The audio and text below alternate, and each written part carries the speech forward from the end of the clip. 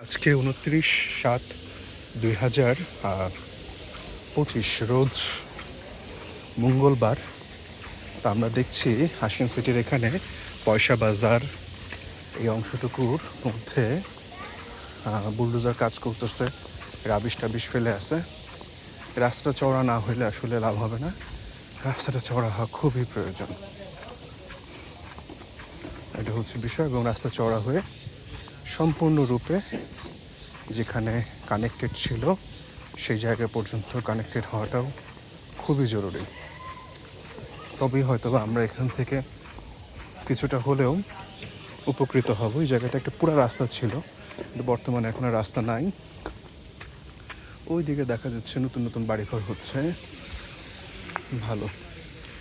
পয়সা বাজার আর ওইদিকে নর্দান হাসিন সিটির এখানেও মাথা চলে আসছে, এটা একটা বিষয়।